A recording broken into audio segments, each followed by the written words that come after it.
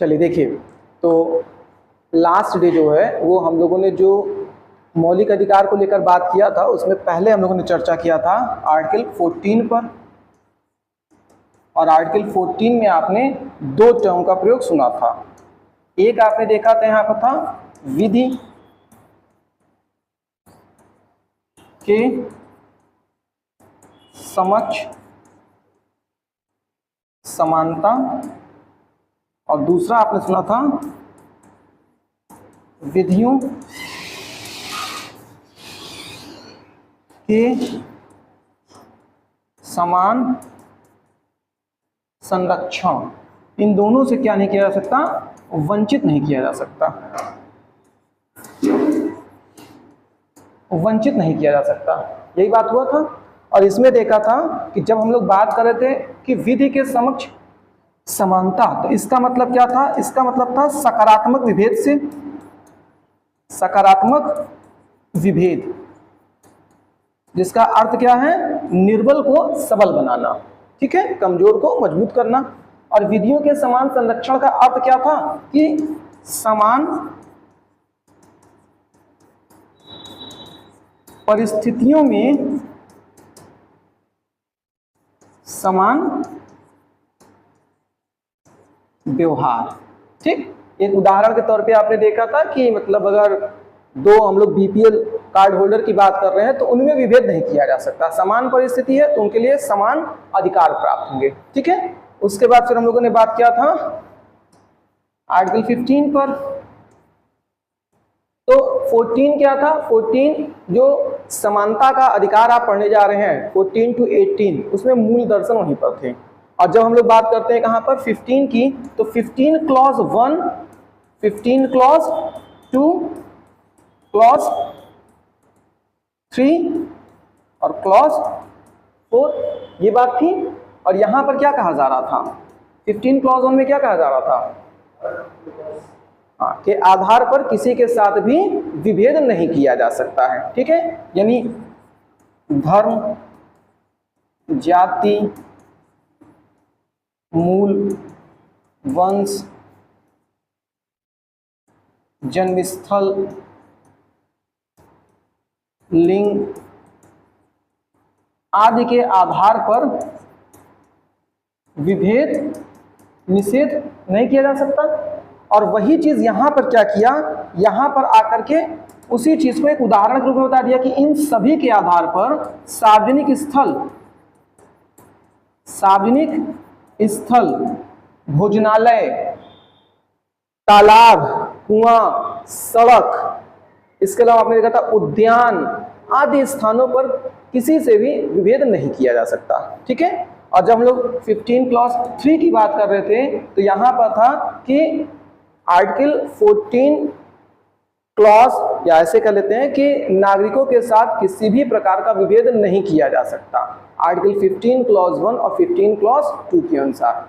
लेकिन इसके बावजूद महिलाओं व बच्चों के लिए विशेष प्रावधान किया जा सकता है। ठीक है, तो यहां पर हो गया कि महिला व बच्चों को लेकर के सकारात्मक विभेद किया जा सकता है।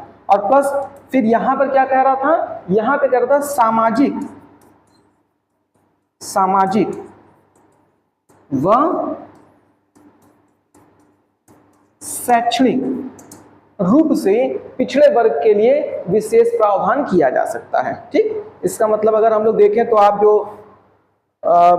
स्कॉलरशिप वगैरह देखते हैं मिलता है, अब स्कॉलरशिप वगैरह कहाँ पे प्रावधान में आ रहा है, वो कहीं ना कहीं 15 क्लॉज 4 के तहत आ रहा है। ठीक है, तो अब हम लोग बात करते हैं 16 पर। तो आज हम लोग को मूल विषय जो पढ़ना है वो पढ़ना है आर्टिकल 16। अब आर्टिकल 16 क्या कहता है, ये कहता है कि राज्य लोक नियोजन के कार्यों में, लोक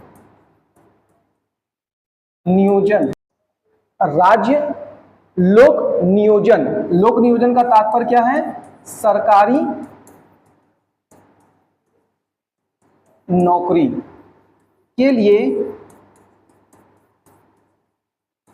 नागरिकों को उनके अधिकार से वंचित नहीं किया जा सकता, अर्थात लोक नियोजन के कार्यों के लिए नागरिकों में विभेद नहीं किया जा सकता है। ठीक है, तो ये आर्टिकल पूरा 16 हो गया।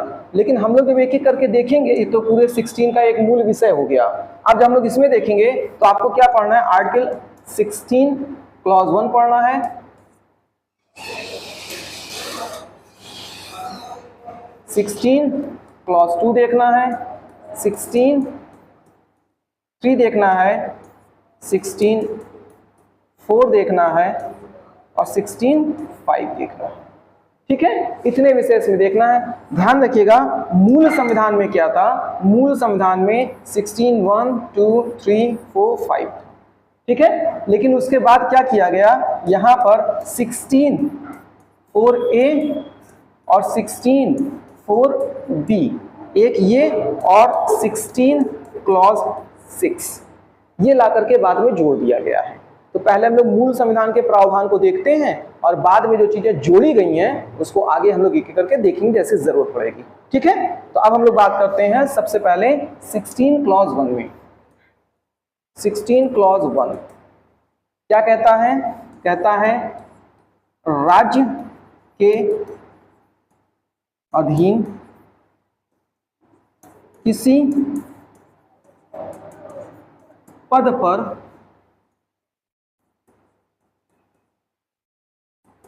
नियोजन या नियुक्ति, राज्य के अधीन किसी पद पर नियोजन या नियुक्ति से संबंधित विषय पर नागरिकों के साथ विभेद नहीं किया जा सकता। देखिए यहां पर अभी जिस तरह से आपने आर्टिकल 15 क्लॉज 1 देखा था, तो 15 क्लॉज 1 में क्या देखा था, 15 क्लॉज 1 में आपने देखा था कि किसी भी तरह से जो मतलब समानता का अधिकार है उसके तहत हम किसी के साथ विभेद नहीं कर सकते हैं। उदाहरण को यही कहा ना कि मूल जाति, वंश, लिंग, धर्म आदि के आधार पर किसी के साथ विभेद नहीं किया जा सकता है। लेकिन फिर 15 क्लॉज 2 में क्या कह दिया गया, 15 क्लॉज 2 में उसी का कुछ उदाहरण दे दिया गया। उस उदाहरण में क्या कहा गया कि भाई सार्वजनिक स्थल हो गए, उद्यान हो गए, भोजनालय हो गए, सड़क हो गए, कुआं हो गया, तालाब हो गया आदि इस तरह के क्षेत्रों में किसी को प्रवेश से वंचित नहीं किया जा सकता, अर्थात किसी के साथ विभेद नहीं किया जा सकता है। अब यहां पर क्या है, यहां पर एक बात तो कह दी है कि सरकार के अधीन लोक नियोजन नियुक्ति से संबंधित अर्थात सरकारी नौकरियों से संबंधित किसी भी विषय पर नागरिकों के साथ विभेद नहीं किया जा सकता है। लेकिन इसी बात को क्या किए 16 क्लॉज 2 में पुनः और स्पष्ट कर दिए कि जो लोग कम समझदार हैं वो भी बात को समझ जाएं। अब क्या कहा जा रहा है, पुनः यही कहा जा रहा है कि किसी नागरिक के साथ धर्म, जाति, मूल वंश, लिंग, जन्म स्थल आदि के आधार पर कहां लोग नियोजन के लिए अपात्र नहीं किया जा सकता या वंचित नहीं किया जा सकता। इसका मतलब क्या है कि किसी भी सरकारी नियुक्ति को लेकर के किसी भी नागरिक के साथ इन तमाम जो आप मतलब शब्द देख रहे हैं इसके आधार पर ना तो उसे अपात्र घोषित किया जा सकता है और ना ही उसे उसके अधिकारों से वंचित किया जा सकता है। तो कहीं ना कहीं अगर आप देखेंगे तो जो 16 क्लॉज 1 में कह रहा है वही तो 16 क्लॉज 2 में कह रहा है। बस अंतर क्या निकल के आ रहा है, अंतर ये निकल करके आ रहा है कि यहां पर उसका स्पष्टीकरण पहले वाले की अपेक्षा और थोड़ा बेहतर कर दिया गया है। ठीक है, जहां पहला कह रहा है कि राज्य के अधीन किसी भी पद के लिए नियुक्ति या नियोजन के प्रावधान में किसी नागरिक के साथ विभेद नहीं किया जा सकता है, वहीं दूसरे में क्या कहा जा रहा है कि ये समस्त आधार यानी स्पष्टीकरण दे दिया के तहत किसी भी नागरिक के साथ ना तो उसे अपात्र कर सकते हैं और ना ही उसे वंचित कर सकते हैं उनके अधिकारों से। ठीक है, अब यहां पर मूल विषय जो आएगा आपका वो आ रहा है 16 क्लॉज 3 और इसके बाद से, क्योंकि मूल रूप से जो आर्टिकल 16 का दर्शन है वो तो आपको पहले ही लाइन में पता चल गया कि सरकारी नौकरी में किसी के साथ विभेद नहीं किया जा सकता। कहीं ना कहीं 16 क्लॉज 1 भी उसी बात को बता रहा है, 16 क्लॉज 2 भी उसी बात को बता रहा है, शब्दों का हेरफेर थोड़ा सा हो गया है। ठीक है, अब ये क्या कहता है 16 क्लॉज 3 क्या है? 16 क्लॉज 3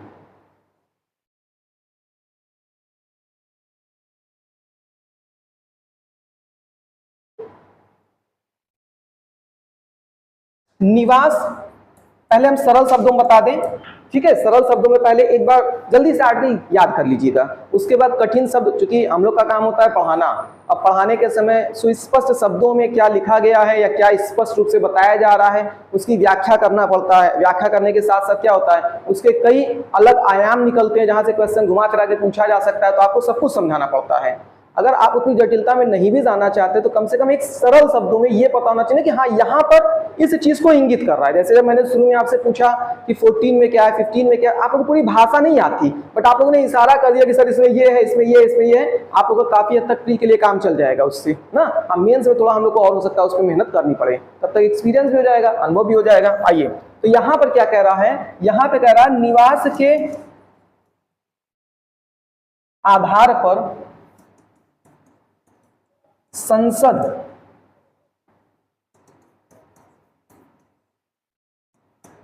पिछड़े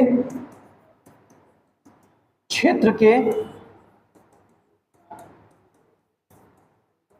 नागरिकों के लिए विशेष प्रावधान कर सकता है।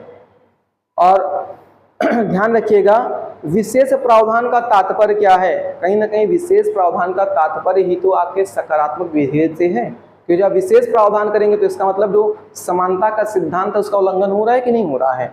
लेकिन ये जो समानता के सिद्धांत का उल्लंघन हो रहा है वो किसके तहत जाएगा, ये समानता के सिद्धांतों का उल्लंघन वो सकारात्मक विभेद के तहत जाएगा। ठीक, तो 16 क्लॉज 3 में जो बातें हैं वो है कि पिछड़े क्षेत्रों के लिए राज्य विशेष प्रावधान कर सकता है। इसीलिए आप देखने से पूर्वोत्तर भारत हो गया, तब पहाड़ी दुर्लभ इलाके हैं ना, और एक लंबे समय से क्या है उनके लिए आप कह सकते हैं जो मूलभूत सुविधाएं हैं वो वंचित रही हैं, तो कहीं ना कहीं वो सब क्षेत्र क्या है थोड़ा पिछड़ा माना जाता है।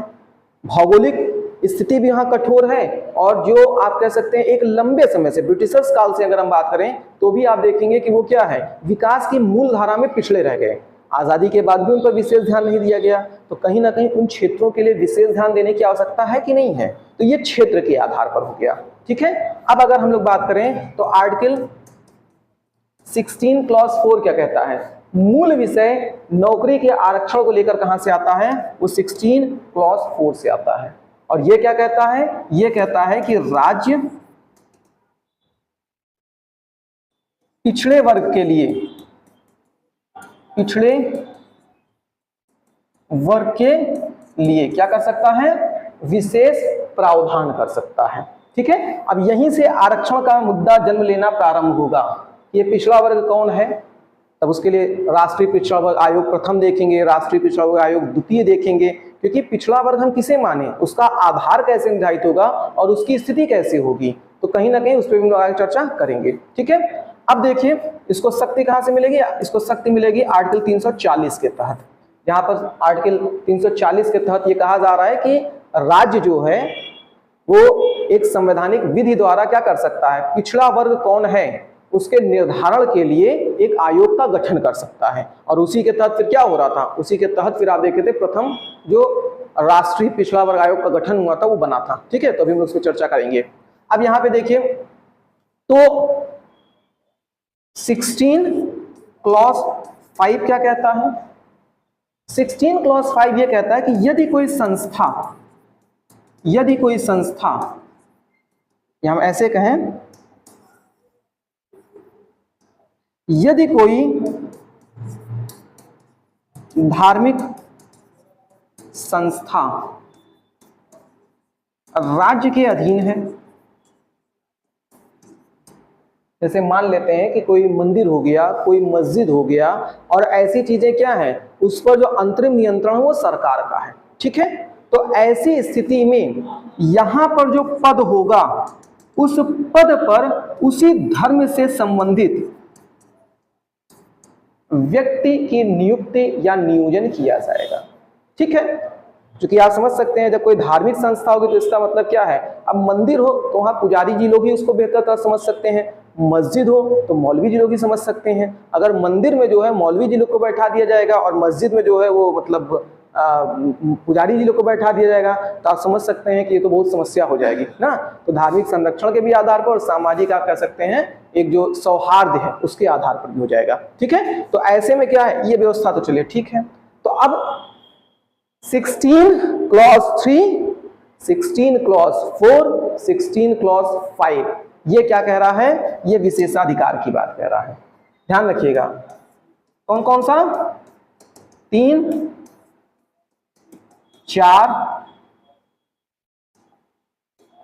और 5 ये क्षेत्र के आधार पर विशेषाधिकार की बात कर रहा है, ये पिछड़े वर्ग के आधार पर विशेषाधिकार की बात कर रहा है, ये धर्म के आधार पर विशेषाधिकार की बात कर रहा है। बात समझ में आ रही है, स्पष्ट है ये, ठीक है। अभी जैसे जैसे हम लोग और आगे बढ़ेंगे तो चीजें स्पष्ट होती जाएंगी। फिलहाल अब यहाँ पे ध्यान रखिएगा, तो यही है 16 क्लॉज 1 पहले कहता है कि हम किसी भी नागरिक के साथ राज्य के अधीन किसी भी पद के लिए नियुक्ति व नियोजन संबंधित प्रावधान में विभेद नहीं कर सकते हैं। पुनः कह रहा है जो तमाम आप कैटेगरी देखते हैं, जाति, धर्म, मूल, वंश, जन्म स्थल, लिंग आदि के आधार पर किसी को ना तो राज्य अपात्र कर सकता है और ना ही किसी को उसके अधिकार से वंचित कर सकता है, ठीक है। तो ये तो दो आप कह सकते हैं मूल दर्शन निकल करके आ रहे हैं। और उसके बाद फिर क्या है, आर्टिकल 16 क्लॉज 3 ये पिछड़े क्षेत्र के लिए अगर हम कहें विशेषाधिकार तो कहीं ना कहीं आरक्षण ही तो ला रहा है, ठीक है। तो पिछड़े क्षेत्र के लिए क्या करता है, विशेषाधिकार की बात करता है। 16 क्लॉज 4 सामाजिक रूप से पिछड़े वर्ग के लिए, ठीक है। समाज में कौन पिछड़ा वर्ग है इसको लोग बाद में चर्चा करेंगे। और 16 क्लॉज 5 क्या कहता है कि यदि कोई धार्मिक संस्था है और किसी राज्य के अधीन है तो ऐसी स्थिति में उस धार्मिक संस्था में जो पद होगा उस पर उसी धर्म के व्यक्ति का ही नियोजन या नियुक्ति किया जाएगा, ठीक है। अब देखिए हम लोग बात करते हैं आरक्षण की। देखिए भारत में अगर आप देखेंगे तो ये आरक्षण का प्रावधान क्या है, 3 स्तर पे आपको देखने को मिलेगा। एक जिसे हम लोग कहते हैं राजनीतिक आरक्षण, राजनीतिक आरक्षण, आरक्षण तो ऊपर लिखा ही है, एक राजनीतिक हो गया, दूसरा शैक्षणिक हो गया और तीसरा नौकरी कहेंगे। तो एक आरक्षण का प्रावधान आपके राजनीतिक दृष्टिकोण से है, दूसरा आरक्षण शैक्षणिक स्तर पे है और तीसरा आरक्षण कहां पर है, नौकरी में है, ठीक है। जब हम लोग राजनीतिक स्तर पे बात करते हैं तो देखिए यहां पर क्या है, लोकसभा की बात करें या हम लोग विधानसभा की बात करें या हम लोग पंचायतों की बात करें, ठीक है। अगर लोकसभा में बात करेंगे तो यहां पर देखिए जो आरक्षण है उसका प्रावधान किया गया है किस अनुच्छेद के तहत है, 330 के तहत है। विधानसभा में किसके तहत किया जा रहा है, 332 के तहत किया जा रहा है। और वहीं अगर हम पंचायती राज व्यवस्था में करें तो चूंकि ये क्या है, राज्य सूची का मेनली विषय होता है, लेकिन यहां पर भी आप देखते हैं SC ST और महिलाओं के लिए क्या है, आरक्षण का प्रावधान है, ठीक है, सीटें आरक्षित होती हैं। अब शैक्षणिक स्तर पे हम बात करें तो शैक्षणिक स्तर का जो आरक्षण है इसको शक्ति कहां से मिल रही है, शैक्षणिक स्तर पर आरक्षण में शक्ति कहां से मिल रही है, जो आपने देखा था 15 क्लॉज 3 में महिलाओं और बच्चों के लिए था और प्लस जो 15 क्लॉज 4 था उसी में आपने देखा था ना कि सामाजिक रूप से पिछड़े सामाजिक व शैक्षणिक रूप से पिछड़े वर्ग के लिए यहां पर विशेष प्रावधान किया जा सकता है। तो कहीं ना कहीं 15 क्लॉज 4 के तहत इसको शक्ति मिल रही है। और अब आप देखिए शैक्षणिक आरक्षण कैसे मिलता है। तो शैक्षणिक आरक्षण में भी अगर आप देखेंगे तो कुछ सीट्स का आरक्षण मिलता है। जैसे आप प्रत्येक जगह पे देखते हैं जब कोई मतलब एडमिशन वगैरह होता है तो उसमें आप देखते हैं ना कि इतनी सीट जनरल की है, इतनी सीट एससी की है, इतनी सीट एसटी की है, इतनी सीट ओबीसी की है। इसको क्या कह रहे हैं, सीटों का आरक्षण हो रहा है कि नहीं हो रहा है। और वहीं पर अगर देखें तो कहीं ना कहीं क्या आर्थिक सहायता भी दी जाती है पिछड़े वर्ग के लिए। तो आर्थिक सहायता में क्या होता है, स्कॉलरशिप वगैरह दिया जाता है कि नहीं दिया जाता है। ठीक है, तो ये सभी आपके क्या है, शैक्षणिक आरक्षण के तहत प्रावधान हो जा रहा है। ये बहुत से लोग सोचते होंगे ना कि फलाने को तो मिल गया स्कॉलरशिप, हमारा वाला नहीं मिल रहा है ना। तो हमारा वाला इसलिए नहीं मिल रहा क्योंकि आपके प्रावधान में नहीं है। हाँ, जिसका प्रावधान में था और सरकारी लापरवाही या व्यक्ति की लापरवाही की वजह से स्कॉलरशिप नहीं आया, वो अलग बात है। लेकिन हाँ, अधिकार में आपके भी स्कॉलरशिप का फॉर्म सबमिट करना हो, प्लस अगर उसका स्कॉलरशिप प्राप्त करना है तो फिर आप उसमें लाभ ले रहे हैं। ठीक है, और नौकरी के संदर्भ में कहां से निकल के आ रहा है, तो नौकरी में कहां से आ रहा है 16 हाँ 3, 4, 5 तो पूरी तरह से। लेकिन यहाँ जो मुख्यतः हम लोग देखते हैं वो क्या होता है, पिछले वर्ग के लिए होता है ना। तो पिछले वर्ग के लिए 16 कहां से निकल के आ रहा है इसमें,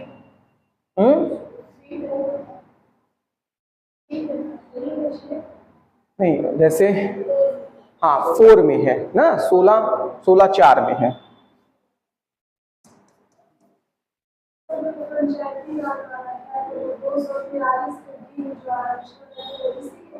नहीं देखिए, वो सब बाद में लाकर रखा गया ना। अभी तो हम संवैधानिक व्यवस्था के अनुसार चल रहे हैं। वो तो जब संशोधन हो रहा है तब उसके बाद लाके रखा जा रहा है ना। और उसमें भी क्या है, मतलब 50% महिलाओं के लिए आरक्षण का प्रावधान किया जाए। लेकिन प्रत्येक राज्य जो है वो अलग अलग स्तर पे अपने क्या आरक्षण का प्रावधान किए ना।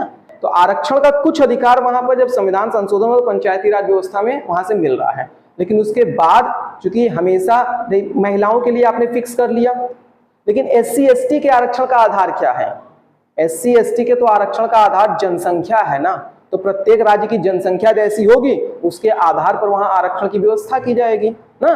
तो ज्यादातर इसका विषय कहां जाएगा, प्रांतीय विषय में चला जाएगा। देखिए यहां पर तो ये जो हम लोग चर्चा कर रहे हैं, अब इसमें क्या है, इसमें सारी चीजों का तो आप इस तरह से ध्यान रखिएगा। और बस एक कैटेगरी अलग इसमें बना लीजिए। तो एक कैटेगरी में आपकी क्या हो जाएगी कि यदि हम महिला और बच्चों के लिए बात कर लें, महिला व बच्चों के लिए, तो ये जो महिला और बच्चों के आरक्षण का प्रावधान है ये कहां पे जा रहा है, ये आपका जाएगा 15 क्लॉज 3 में जा रहा है। महत्वपूर्ण आपके लिए जितने भी आर्टिकल आप पढ़ रहे हैं उसमें से ये है जहां से सबसे ज्यादा आपके लिए क्वेश्चन बनने की संभावना बनती है। ठीक है,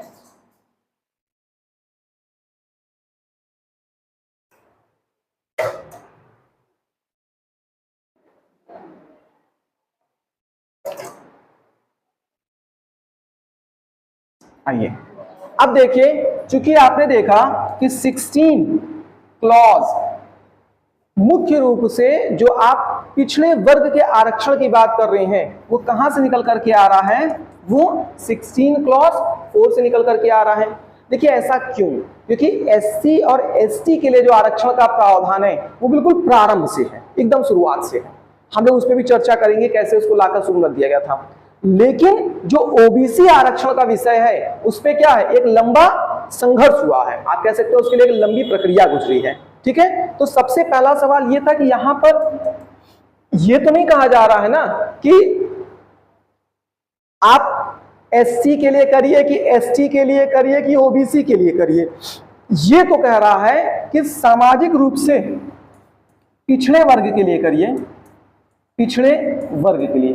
अब आप बताइए पिछड़ा वर्ग कौन है, पिछड़ा वर्ग किसे मान ले, क्योंकि SC और ST को प्रारंभ से पिछड़ा वर्ग माना जा रहा था। अब इसके अलावा कौन है, तो OBC शब्द का तो बाद में यहां पर आप प्रावधान देखेंगे ना, जब उसको एक शब्द दिया गया जिसे क्या कहा गया, अदर बैकवर्ड कास्ट। अब अदर बैकवर्ड कास्ट किसे मान लिया जाए, आज जैसे OBC के अंतर्गत जो लोग भी आते हैं तो लगेगा हम OBC के अंतर्गत आ रहे हैं, लेकिन ये मूल व्यवस्था में तो नहीं था ना कहीं उसको लाकर उसमें जोड़ा गया तब वो उस कैटेगरी में आकर जुड़े हैं ना। तो इसीलिए कह रहे हैं कि अब देखिए इसकी जन्म कहां से हो रहा है, तो आर्टिकल 340 क्या कहता है, आर्टिकल 340 कहता है कि संसद जो है, संसद विधि निर्मित करके जो सामाजिक रूप से पिछड़ा वर्ग है उसकी पहचान व उसकी स्थिति को जानने के लिए विशेष प्रावधान कर सकता है। क्या कर सकता है? विशेष प्रावधान कर सकता है, क्योंकि जब तक आपके समाज में पिछड़ा वर्ग कौन है ये नहीं पता चलेगा तब तक आप किसको ला करके उसके द्वारा मतलब सकारात्मक विभेद कर पाएंगे। तो अब यहाँ पे क्या हुआ, ये 340 में इस बात को कहा जा रहा है कि भाई पिछड़ा वर्ग कौन है, उसके लिए क्या है, संसद विधि बना ले कि कैसे हम ये पहचान करेंगे। तो इसी के तहत क्या हुआ, इसी के तहत फिर आप देखेंगे सबसे पहले 1953 में फिर क्या हुआ, एक राष्ट्रीय पिछड़ा वर्ग आयोग का गठन हुआ। अब आप जानते हैं कि यहां पर सबसे बड़ी समस्या क्या है, सबसे बड़ी समस्या यह है कि जब एक पिछड़ा वर्ग आयोग को गठित किया जा रहा है तो अभी उसको पहचान करना है कि हमारे समाज में पिछड़ा वर्ग कौन है और इसकी पहचान के लिए आधार क्या होगा। हो सकता है आधार को यहां पर आर्थिक स्थिति बना दिया जाए, हो सकता है आधार को यहां पर जाति बना दिया जाए आधार पर, और हो सकता है कि यहां पर पिछड़ा का आधार जो है वो शिक्षा बना दिया जाए, हो सकता है कोई अन्य भी कर दिया जाए। ये तो आज आपके पास व्यवस्था जाति के रूप में है तो आपका दिमाग यहीं पर आकर भटक जा रहा है ना। आप उस समय के अनुसार कल्पना करिए जब हमको पता ही नहीं हमारे समाज में पिछड़ा कौन है, तो जब हम आयोग का गठन कर रहे हैं तो उसका मूल कार्य क्या होगा, पहले समाज में पता करके तो आए कि हमारे क्या पिछड़ा कौन है। तो उसके पास कई सवाल होंगे ना कि हम किस आधार पर इस चीज का निर्धारण करें कि समाज का पिछड़ा कौन है, समाज का वंचित वर्ग कौन है। क्या जो आर्थिक रूप में बहुत कमजोर है, निम्न आय वाले हैं, बीपीएल हैं, उनको रखा जाए या जाति रखा जाए या शिक्षा के आधार पर रखा जाए, वंचित वर्ग का भी उनको निर्धारण करना था। ठीक है, हालांकि देखिए अब इसके बाद समय समय पर क्या हो रहा था, ये पिछड़ा वर्ग आयोग का गठन हो रहा था, लेकिन 102वें संविधान संशोधन के द्वारा 102वां संविधान संशोधन, इसे क्या कहा गया है, इसे अब एक संवैधानिक आयोग या संवैधानिक संस्था की मान्यता दे दी गई है। और जो संवैधानिक संस्था होती है उसे आप जानते हैं कि फिर क्या होता है, हमेशा कार्य करती है ना, क्योंकि जब पहले इसकी जरूरत पड़ती थी, सरकार चाहती थी, तब इसको क्या करती थी, संसद में विधि द्वारा इसका गठन होता था और पुनः पश्चात क्या होता था, सरकार इसको अपने कार्य में लाती थी। लेकिन जब सरकार का कार्य समाप्त हो जाता था तो उसके बाद ये क्या होता था, समाप्त हो जाता था। लेकिन जब संवैधानिक दर्जा मिल गया तो इसका मतलब क्या होगा, ये निरंतर रहेगा और हमेशा कार्य करेगा। ठीक है, तो अब राष्ट्रीय पिछड़ा वर्ग आयोग जो है वो कैसी संस्था है, संवैधानिक संस्था है। पहली कैसी संस्था थी, सांविधिक संस्था थी, यानी पहले संसद के विधि द्वारा बनी थी। ठीक है, अब हम लोग यहीं से बात शुरू कर रहे हैं। तो देखिए इसी को क्या कहते हैं, इसी को हम कहते हैं प्रथम पिछड़ा वर्ग आयोग। अब ये जो प्रथम पिछड़ा वर्ग आयोग है इसे कालेलकर समिति के नाम से भी जाना जाता है। देखिए होता क्या है, जब भी कोई इस तरह की समिति या आयोग का गठन होता है तो उसमें क्या होता है, उसमें एक अध्यक्ष होता है और जो अध्यक्ष होता है उसी के नाम से क्या होता है, उस समिति की पहचान भी हो जाती है। ठीक है, तो अब हुआ क्या, जब कालेलकर समिति के द्वारा अपनी रिपोर्ट प्रस्तुत की गई, ये कब का है, 1953। ठीक है, गठन हुआ था। अब इन्होंने अपना रिपोर्ट प्रस्तुत किया और इन्होंने क्या बताया, मैंने कहा ना कि इनका मूल विषय था कि पहले आप पहचान तो करिए कि हमारे यहाँ पिछड़ा वर्ग है कौन। तो इन्होंने बताया कि हमारे यहाँ का जो पिछड़ा वर्ग है वो क्या है, वो जाति के आधार पर है। यानी हमारे यहाँ जो पिछड़ा है वो क्या है, वो जाति के आधार पर है।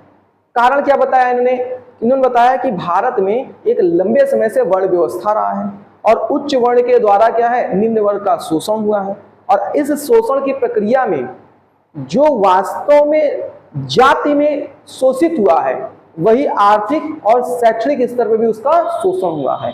यानी इन्होंने अपने कोर पॉइंट में बताया कि हमारे यहाँ का जो पिछड़ा वर्ग है उसके निर्धारण का आधार क्या है, उसके निर्धारण का सही आधार जो है वो जाति है। ठीक है, अब इन्होंने क्या किया, इन्होंने अपनी रिपोर्ट सरकार के सामने प्रस्तुत की, और उस समय क्या है, तो कांग्रेस की सरकार और नेहरू प्रधानमंत्री। जैसे ये रिपोर्ट आया तो नेहरू जी ने इसका विरोध किया। विरोध क्या किया, मतलब इसको लागू होने से मतलब रोका। उसका कारण क्या था, तो नेहरू जी का मानना था कि यदि हम जाति आधारित कोई विशेष प्रावधान का कार्य करेंगे तो इससे क्या होगा, जातीय केंद्रीकरण होगा, और इसमें क्या होगा, अन्य जाति के लोग क्या होंगे, अन्य जाति के लोग इससे नाराज हो जाएंगे, क्योंकि विशेष जाति के संदर्भ में क्या होगा, काम होगा। और ये वो दौर था जिस समय क्या था, कांग्रेस के लिए कहा जाता है कि वो एक अम्ब्रेला पार्टी थी। अम्ब्रेला पार्टी का अर्थ होता है कि जिसके नीचे क्या था, समस्त जाति और धर्म के लोग क्या होते थे, जुड़े हुए थे। तो इसका मतलब कांग्रेस नहीं चाहता था कि उसमें जो सभी जाति और धर्म के लोगों का एक कह सकते हैं ना पूर्ण निष्ठा और विश्वास है, वो कहीं ना कहीं हम जाति के आधार पर कोई प्रावधान लेकर के आए तो दरार पड़ जाए उसमें, और इस तरह से क्या होगा, फिर धीरे धीरे जाति और धर्म या वर्ग के रूप में चीजें टूटने लगेंगी। और ये वो दौर था जिसके लिए ग्रेडविन ऑस्ट्रिन ने अपना एक स्टेटमेंट दिया है, और उन्होंने क्या कहा है, India was a Congress and Congress was a India. मतलब उन्होंने बताया है कि इस दौर में क्या था, इंडिया का मतलब कांग्रेस था और कांग्रेस का मतलब इंडिया, भारत था। तो अब आप समझ सकते हैं कि मतलब सब कुछ तो कांग्रेस के ही तले था, पूरा भारत कांग्रेस के तले था। तो नेहरू जी फिलहाल उस समय की दूरदर्शिता के अनुसार आप सोचे तो ठीक निर्णय था, क्योंकि उस समय देश वैसे भी बंटवारे से निकला था, और आप देख रहे थे कि जो ब्रिटिशर्स थे उन्होंने क्या किया था, कई प्रकार से सांप्रदायिक जो है वो मुद्दे बनाकर रखे थे, जिससे भारत में क्या हो रहा था, कई प्रकार से विभाजन और दरार पड़ा था। लेकिन सवाल ये था कि केवल जाति के आधार पर अगर हम किसी भी सकारात्मक विभेद को नहीं कर रहे हैं तो हमको अल्टरनेट कोई ना कोई तो रास्ता ढूंढना पड़ेगा ना, कोई ना तो कोई आधार बनाना पड़ेगा। अब समस्या ये है कि आप किसी भी तरह का प्रावधान लेकर के आइए, आप सोच कर देख लीजिए एक बार। अगर मान लेते हैं कि किसी को आर्थिक स्थिति के आधार पर आपने क्या किया, नौकरी देना शुरू कर दिया, तो अब आप मान लेते हैं, जैसे आज के समय से कल्पना करिए कि हमने मान लिया कोई बीपीएल होल्डर है, सरकार के बीच में एक बहुत अच्छी योजना की चर्चा हो रही थी, लेकिन अभी फिलहाल वो लागू नहीं पाया। और सरकार ने क्या कहा था, उसने बोला था कि हम प्रत्येक परिवार में एक परिवार एक नौकरी, एक परिवार एक नौकरी। क्योंकि आप जानते हैं कि अगर एक परिवार में एक नौकरी भी किसी की हो जाती है तो परिवार की आर्थिक स्थिति और सामाजिक स्थिति इतनी प्रतिष्ठित हो जाती है कि वो आत्मनिर्भर हो सकता है। और ये एक परिवार एक नौकरी की शुरुआत कहां से होनी चाहिए, एक परिवार एक नौकरी की शुरुआत जो है वो बिल्कुल निम्न स्तर से होना चाहिए। इसका मतलब क्या है कि जब आप देखेंगे तो हम लोग क्या कर रहे हैं, जब बीपीएल की बात कर रहे हैं तो बीपीएल में हम क्या करें, जो एकदम जो मतलब आप कह सकते हैं जिनके पास झुग्गी झोपड़ी हो, घर अच्छे ना हो, ऐसे लोगों को रखें। लेकिन आप बताइए कि क्या समस्त नौकरी के लिए वो पात्र हो पाएंगे? तो दक्षता भी तो कोई चीज होती है, ऐसा तो है नहीं कि सिर्फ लोगों को ला करके रखना है। लोगों को अगर ला करके रखते हैं तो उसके पश्चात क्या होगा, उनका उपयोग भी तो लेना है। तो ऐसे में बौद्धिक स्तर प्लस जो शैक्षणिक आपका पृष्ठभूमि रहा है उसकी भी तो आवश्यकता पड़ेगी। आपकी कार्य कुशलता की क्षमता आपके पीछे की पृष्ठभूमि से निकल करके आती है। तो कहीं ना कहीं सरकार को यहाँ पर कुछ ऐसी योजनाओं के माध्यम से संतुलन बनाने का प्रयास करना चाहिए कि जिन कामों के लिए किसी विशेष प्रकार के बौद्धिक, तकनीकी या अन्य स्तर पर शैक्षणिक जो कुशलता होती है उसकी आवश्यकता नहीं होती है, वहां पर क्या करें, वहां पर ऐसे गरीब परिवार से लोगों को नौकरी देना शुरू कर दें। सरल शब्दों में कहें तो जो ग्रुप डी की वैकेंसी होती है उस ग्रुप डी में जहां कहीं भी लगे कि हमको अकुशल लोगों की जरूरत है, बस थोड़े बहुत पढ़े लिखे हों ताकि कागज पत्तर देख सकें और समझ सकें, प्यून टाइप की नौकरी जो हो, वो आप यहाँ पे दे दीजिए, सरकारी नौकरी में जाकर के यहाँ पर भी होंगे। और उसके ऊपर जो आपको लगता है जहाँ पर दक्षता की आवश्यकता पड़ सकती है, कुशलता की आवश्यकता पड़ सकती है, बौद्धिक श्रेष्ठता की आवश्यकता पड़ती है, यानी उसके ऊपर के पदों के लिए आप क्या कर सकते हैं, फिर आप जैसे कंपटीशन कराते हैं ओपन कंपटीशन वैसे कराइए, ठीक है।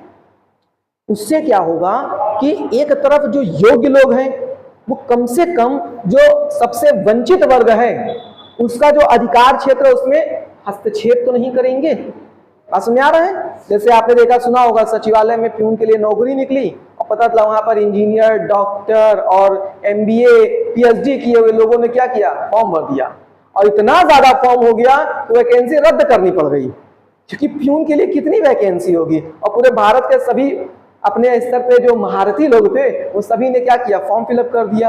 तो अब आप बताइए ऐसे लोग को तो वैसे भी कहीं स्थान नहीं मिल पाएगा, प्यून के लिए भी इतने बड़े स्तर पे आएंगे। तो अब आप बताइए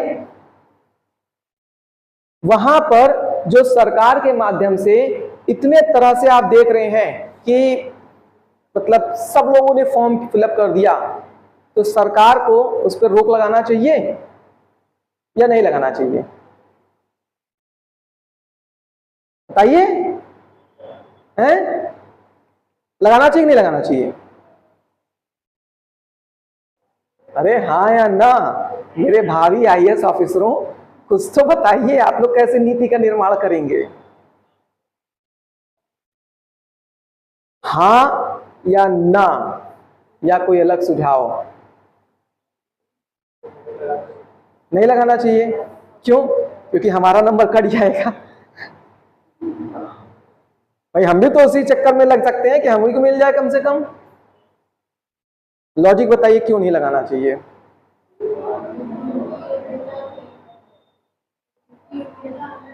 इनकी योग्यता है। हाँ तो मैं तो कह रहा हूं जब आपको समाज में समता स्थापित करना है, देखिए समता का मतलब क्या होता है, समता का मतलब भी समझिए। जैसे मान लेते ये समाज है और यहाँ पर आपने देखा कुछ यहाँ पर इस तरह से हैं, कुछ यहाँ पर इस तरह से हैं, कुछ यहाँ पर इस तरह से हैं, कुछ यहाँ पर इस तरह से हैं। अब आप बताइए कि हम जब समता की बात कर रहे हैं तो सबसे पहले तो इनके लिए सोच के चलना पड़ेगा ना। हमने समानता का एक मान लेते हैं, एक लाइन खींच लिया, एक हमारे हिसाब से लाइन हो गया। अब कम से कम पहले इनको यहां तक तो लाएं। जब हम यहां तक लेके आएंगे तो हम देखेंगे हमारे भारत समाज में सभी यहां तक आ चुके हैं, हम अपने समानता का स्तर और ऊपर ला सकते हैं। तो हम क्या करेंगे, हम यहां तक ला के रख दें और फिर क्या करें, इनके लिए जो जैसे जिस आरेख में पिछड़ा है उसके लिए वैसे बात कर लें। तो धीरे धीरे क्या होगा, हम अपने लक्ष्य पर क्या होंगे, अग्रसर होंगे, ठीक है। क्योंकि सभी के जो एकदम निचले स्तर के जीवन है उनसे उनको छुटकारा दिलाएंगे।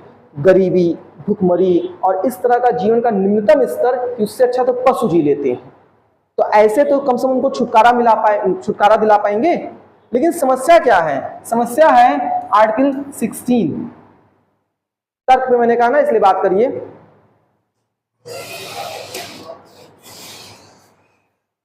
तो आर्टिकल 16 क्या कह रहा है? आर्टिकल 16 कह रहा है, भाई पहले शब्दों में तो आपने पढ़ लिया कि हम क्या नहीं कर सकते हैं, हम किसी के साथ विभेद कर ही नहीं सकते, किसी को अपात्र नहीं कर सकते हैं। जब आपने प्यून की नौकरी के लिए कह दिया कि योग्यता 8वीं पास है, तो भाई आपके अनुसार 8वीं पास है, तो उससे ऊपर कोई कितना पढ़ा आप कैसे रोक सकते हैं? और जब आप रोकेंगे तो विरोध होगा कि नहीं होगा? मैं ये बताना चाह रहा था कि कोई भी व्यवस्था में आप लेकर के आइए, चाहे शिक्षा को आधार बनाइए, चाहे पैसे को आधार बनाइए, चाहे जाति को आधार बनाइए, जिसको उसका लाभ नहीं मिलेगा वो तो सरकार से थोड़ा दुखी होगा ही होगा। या तो उसका हृदय बड़ा हो और वो सोचे नहीं ठीक है, फिलहाल अगर हम देश के प्रति सोचते हैं या सरकार के वास्तव में अच्छी नीति के प्रति उनका हम समर्थन करते हैं, तो भाई सरकार तो इसीलिए होती है कि कम से कम ऐसे वंचित वर्गों के लिए क्या कर सके, कुछ बेहतर कर सके। तो मैं आपको ये बताना चाह रहा था कि अगर वो उस समय जाति के आधार पे करते तो भी कुछ जगहों से विरोध होता, शिक्षा के आधार पे करते तो भी विरोध होता, और आर्थिक स्थिति के आधार पे करते तो भी विरोध होता। और अगर आप विरोध से डरेंगे तो आप जो राष्ट्र है उसमें जो सबसे कमजोर और वंचित वर्ग है उसको हक कैसे दिलाएंगे? क्योंकि विरोध तो हमेशा आपका होगा। और सरकार अगर विरोध से डरने लगे तब तो सरकार फिर क्या करेगी? सरकार 140 करोड़ लोगों के जो विचार हैं उनके अनुसार फिर शासन करे कि भैया ये दुखी ना हो तो वो दुखी ना हो, तो ऐसा ना हो तो वैसा ना हो। तो इसी को तो हम लोग कहते हैं लोभ लुभावनी राजनीति या वोट बैंक की राजनीति। जब आप कोई निर्णय लें और ये सोचे इससे कितने प्रतिशत वोट हमारे बढ़ रहे हैं, ये अच्छी सरकार की योजना नहीं होगी। कितने वोट का फायदा हो रहा है, नुकसान हो रहा है, वो द्वितीय पक्ष होता है। प्राथमिक पक्ष ये होता है कि योजना में जिसको सही लक्षित वर्ग हमने मतलब चुना था, क्या उसको लाभ मिल पा रहा है। ठीक है, तो आइए, तो हुआ क्या, हुआ ये कि जब 1953 में राष्ट्रीय पिछड़ा वर्ग आयोग का गठन हुआ तो उसके पश्चात फिर इन्होंने क्या बताया, इन्होंने बताया कि भारत में वास्तव में जो पिछड़ा है वो कौन है, जाति के आधार पर है। लेकिन सरकार ने क्या किया, उस समय इसे लागू नहीं किया, क्योंकि सरकार को लगा कि अगर किसी विशेष जाति के लिए कार्य करेंगे तो अन्य जातियां हमसे रुष्ट हो जाएंगी, नाराज हो जाएंगी। ठीक है, अब उसके बाद क्या हुआ, तो उसके बाद फिर गठन हुआ द्वितीय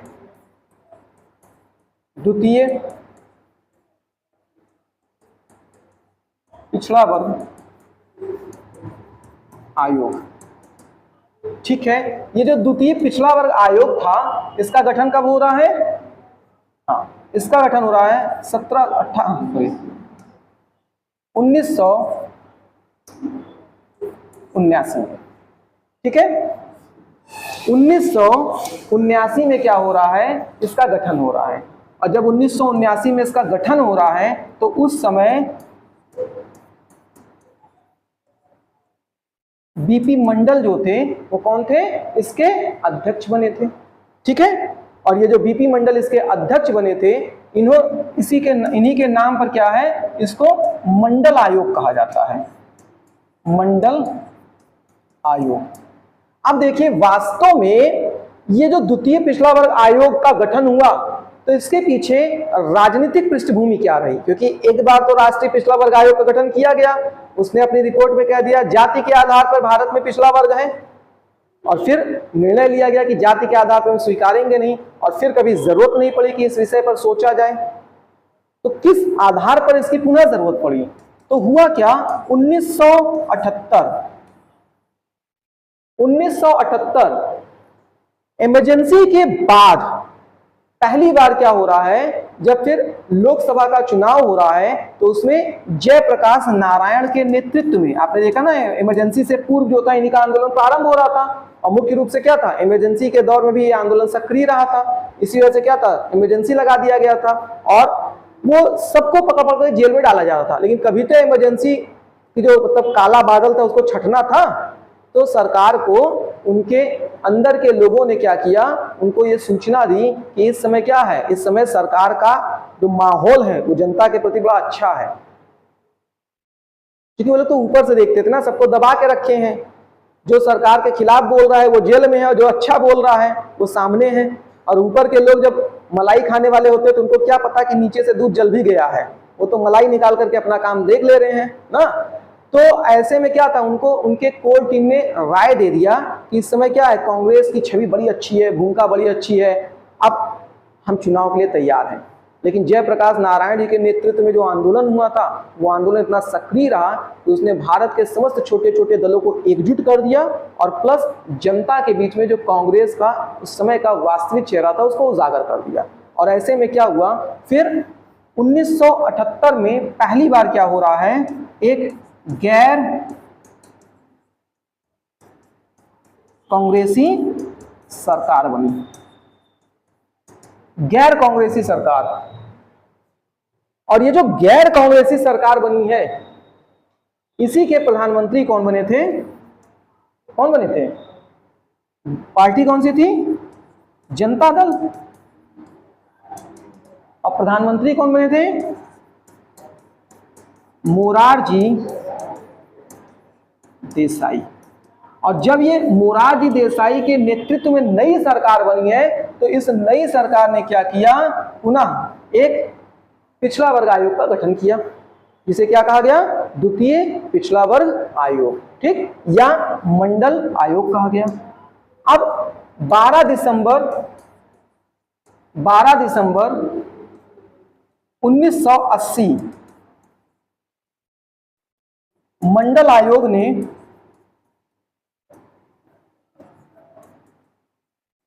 अपना रिपोर्ट प्रस्तुत किया और इन्होंने जो रिपोर्ट प्रस्तुत किया उसमें पहली बात यह कहा कि भारत में जो पिछड़ा वर्ग है उसका आधार क्या होना चाहिए, जाति होनी चाहिए। और ये जो पिछड़ा वर्ग है अर्थात अदर बैकवर्ड कास्ट, इसी को आज आप ओबीसी के नाम से जानते हैं, ठीक है। तो जो अदर बैकवर्ड कास्ट है इसमें लगभग 3743 जातियां लाकर रख दी गई। और आप देखेंगे कि भारतीय राजनीति में हमेशा समय समय पर जब निर्णय लिए गए हैं तो उस निर्णय का एक प्रमुख कारण राष्ट्र निर्माण, जन कल्याण से ज्यादा राजनीतिक सत्ता का सुख भोगने का आधार कैसे बन सकता है उसको लाया गया था। कारण क्या था यहाँ पर, क्योंकि जब ये ओबीसी आरक्षण लाया गया तो वास्तव में इसमें इतनी जातियां लाके रखी गई कि ये पूरे भारत की आबादी का क्या था, 52% था।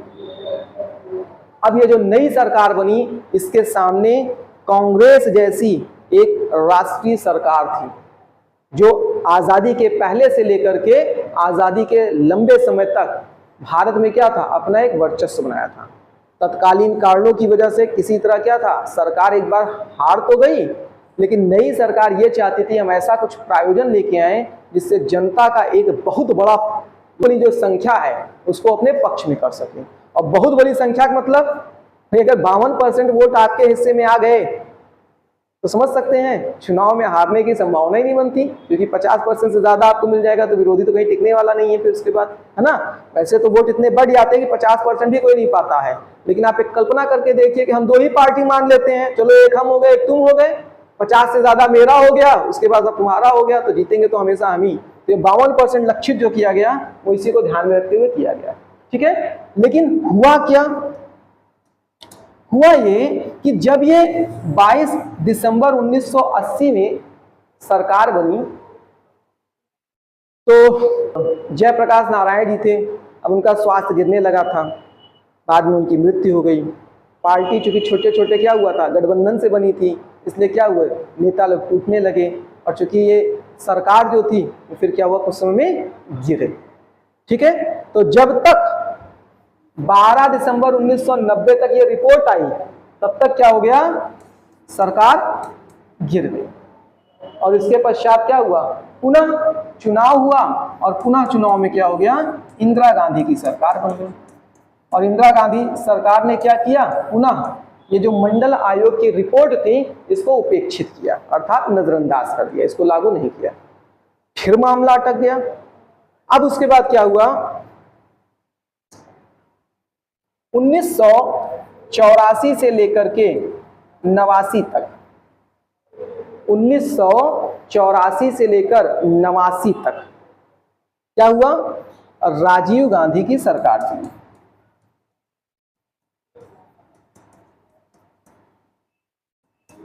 राजीव गांधी की सरकार, ठीक है। और इस बीच क्या हो रहा है, इस बीच जो है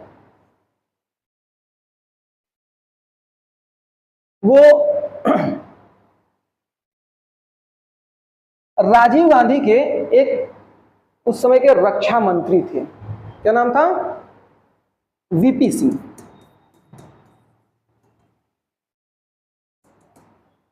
इन्होंने क्या किया, इन्होंने राजीव गांधी के ऊपर बोफोर्स घोटाले का आरोप लगा दिया।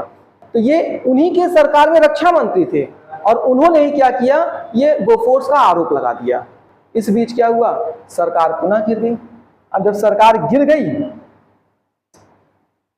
तो फिर उसके बाद क्या हो रहा है, ये 1989 में अब क्या हो रहा है, पहली बार एक गठबंधन की सरकार बनी, गठबंधन की सरकार, ठीक है। और इस गठबंधन की सरकार में कौन था, तो एक तो बीजेपी थी, भारतीय जनता पार्टी, और दूसरा कौन था, राष्ट्रीय मोर्चा पार्टी। और पता है आप लोग को, ये जो 1989 में भारत में गठबंधन की सरकार का प्रावधान प्रारंभ हुआ, ये लगातार चलता रहा, इसीलिए छोटी छोटी पार्टियों का महत्व बढ़ता चला गया। और 2014 में जब बीजेपी की सरकार बनी है, तब जाकर कोई नई सरकार बनी जो क्या है, पूर्ण बहुमत से आई है। नहीं तो इससे पहले जितनी भी सरकारें बनी थी इस बीच में, वो सभी गठबंधन की सरकार थी। ठीक है, तो ध्यान रखिएगा, एक लंबा दौर निकल गया कि हमको पूर्ण बहुमत की सरकार मिली ही नहीं। ठीक है, अब यहाँ पर क्या हुआ, जब ये सरकार बनी तो इन्होंने क्या किया, अब जाकर के फिर लगभग 1990 में क्या किया, अब यहां पर जो मंडल आयोग की रिपोर्ट थी, मंडल आयोग की रिपोर्ट, उसे क्या किया, उसे लागू कर दिया। मंडल आयोग में एक बात और बताया गया था कि ये जो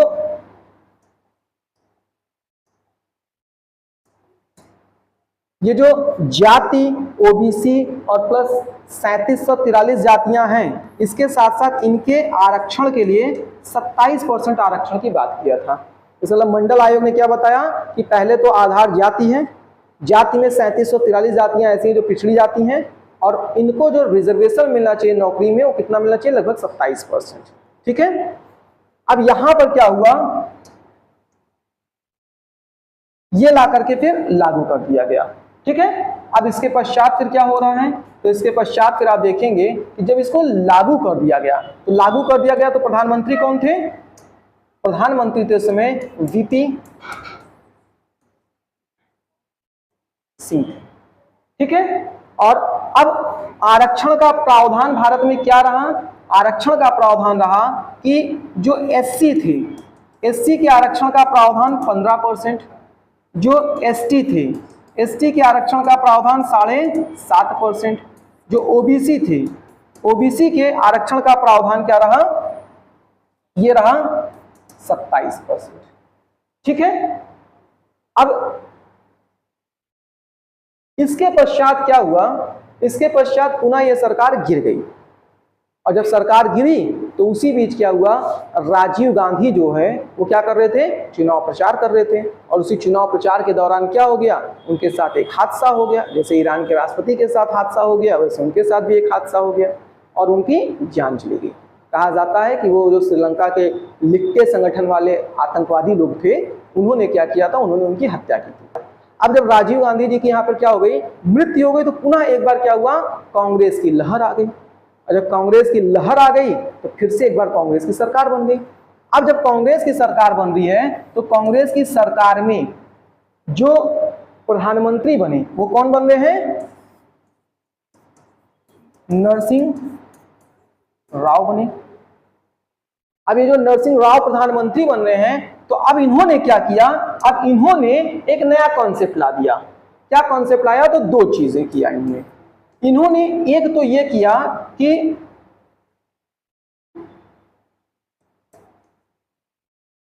पुअरर कॉन्सेप्ट लेकर के आए।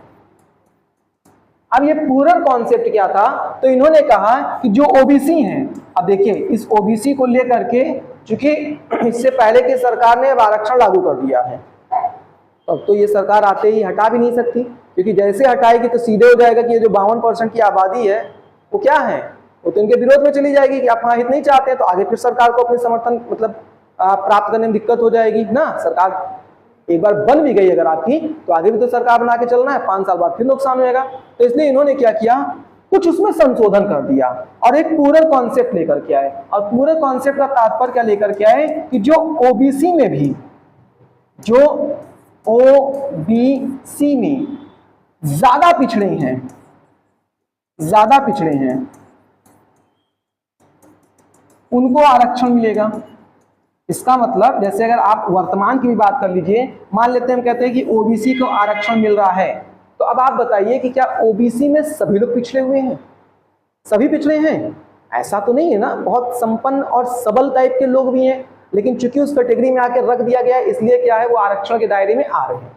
हालांकि सरकार या और भी प्रायोजन से उस पर अभी जो है बहुत ज्यादा जांच नहीं होती है, और नहीं तो क्या है अगर जांच हो तो वहां पर ये बाद में क्रीमी लेयर का कॉन्सेप्ट आ गया है, और क्रीमी लेयर के कंसेप्ट में क्या है कि फिर आपकी एक आय को निर्धारित कर दिया गया है, आपकी जमीन की पृष्ठभूमि को निर्धारित कर दिया गया है कि यदि आप उतना रखते हैं तब आप क्या होंगे, तब आप किसी भी तरह से ओबीसी के आरक्षण में नहीं आते हैं। ठीक, लेकिन ये तो बाद में आया ना, और उसी को फिर आधार बना के क्या, तो ओबीसी में क्रीमी लेयर लाया गया था, उसी को आधार बना करके फिर क्या किया गया है, फिर जो है जो आप इकोनॉमिकल वीकर सेक्शन देखते हैं, इसका मतलब आर्थिक रूप से जो कमजोर लोग होते हैं उनके लिए जो आधार बनाया गया, क्योंकि ओबीसी को आधार दिया गया था तो वही आधार फिर सबको दे दिया गया, तो इस तरह से फिर आर्थिक रूप से पिछड़े सभी वर्गों को लाकर उसमें रख दिया गया। ठीक है, वो तो बाद का है, जब 16/6 हम लोग देखेंगे, फिलहाल अभी आइए इसमें देखते हैं। तो जैसे मैंने क्या बताया कि मैंने बताया कि ये बॉटम लाइन मान लेते हैं, तो अब अगर हम ये मान ले कि आरक्षण की लाइन है,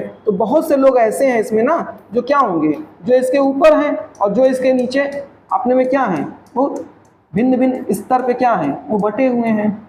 अब इसमें से क्या है, अगर हम देखें तो ये ओबीसी सभी, अगर हम लोग मान लेते हैं ये सभी लाइनें हो गई, तो अब इसमें क्या है, आप देख रहे हैं ना कि ये जो वर्ग है ये वास्तव में क्या है, बहुत पिछड़ा है, लेकिन हमको कोई ना कोई तो आधार निर्धारित करना पड़ेगा। तो यहाँ पर क्या था, पूरा कॉन्सेप्ट था, एक आधार बना लिए कि इसके नीचे जो है वो सब पिछड़े हैं और इसके ऊपर जो पिछड़े नहीं है, तो आरक्षण किसे मिलेगा, जो इसके नीचे है। इसी को पूरा कॉन्सेप्ट है। आगे जब हम लोग केसेस के बारे में चर्चा करेंगे, क्योंकि यहाँ पर फिर केस अभी कुछ हो जाएंगे, तो उसके बाद यहाँ पर और डिटेल में आपको बताएंगे पूरा कॉन्सेप्ट के बारे में। ठीक है, और दूसरा चीज यहीं पर क्या किए ये, तो दूसरा चीज यहाँ पर ये किए कि जो पूरा कॉन्सेप्ट था इसके अलावा यहाँ पर क्या लेके आए, एक इकोनॉमिकली वीकर क्लास लेके चले आए। इकोनॉमिकली वीकर क्लास का मतलब क्या हो गया, आर्थिक रूप से कमजोर लोगों के लिए आरक्षण, यानी आर्थिक रूप से पिछड़ा वर्ग, आर्थिक पिछड़ा वर्ग, और इसके लिए क्या किया, इसके लिए 10% आरक्षण कर दिया। अब आरक्षण कितना हो गया, क्योंकि इससे पहले जो आरक्षण था तो आपने देखा 15% आरक्षण किससे था, एससी को लेकर था, 7.5% आरक्षण किसके था, एसटी को लेकर था, 27% आरक्षण किसको था, ओबीसी को लेकर था, और 10% आरक्षण अब ये क्या है, इकोनॉमिकली वीकर क्लास को आ गया। अब ये टोटल जो आरक्षण हो गया आपका वो कितना हो गया, 59.5% आरक्षण हो गया। ठीक है, और 50% से ज्यादा आरक्षण हो नहीं सकता, ये बाद में निर्णय आया कोर्ट के द्वारा, तो फिर उसमें कुछ चीजें हटी हैं, कुछ चीजें, अभी ये कहानी क्या है आपकी आधी है। ठीक है, कुल मिला के किस तरह से ओबीसी का आरक्षण का मुद्दा आया अभी आपने वो देखा है। अब हम लोग यहाँ पर इससे आगे बढ़ने से पहले कल की क्लास में फिर आपको मन में सवाल तो ये उठना चाहिए ना कि ठीक है ओबीसी का आरक्षण 27% आ गया, ये एससी वाला 15% किसने डिसाइड किया, या कहां पर है, क्या ये कानून में है, संविधान में है, या किसी अन्य प्रायोजन से लाया गया, या एसटी के लिए 7.5% कहां से आया, ये सब भी तो तमाम सवाल उठेंगे। ठीक है, और उसके अलावा क्या था, उसके अलावा फिर आप देखेंगे चूंकि पहले ही ये बात कहा जा चुका है कि नौकरी में जो है हम किसी प्रकार का विभेद नहीं कर सकते हैं, लेकिन यहाँ पे विभेद होना प्रारंभ हो गया। तो उस समय तो लोगों को इतनी समझ नहीं थी ना सकारात्मक विभेद क्या होता है, नकारात्मक विभेद क्या होता है, तो कहीं ना कहीं क्या था, ये मौलिक अधिकारों के हनन के तहत क्या हो गया, केस चला गया, सुप्रीम कोर्ट ने कुछ वहां पर क्या किया, निर्णय लिए, तत्पश्चात फिर कई केस होते रहे, और उसमें क्या हुआ, फिर वर्तमान तक की स्थिति पहुंचते पहुंचते भी हम लोग को 3-4 केस पढ़ना है और कुछ घटनाक्रम पढ़ना है। ठीक है, तब आपको पूरा आरक्षण का विषय एक बार में फिर फिल्टर होगा। ठीक, तो कल जब आगे बढ़ेंगे तो 5-10 मिनट यहाँ से लिंक करते हुए बताते हुए तब उसके बाद आगे बढ़ेंगे, तो कोशिश करेंगे कल आरक्षण वाला कम से कम कंप्लीट किया जाए। ठीक है, एनी प्रॉब्लम, चलिए ठीक है फिर।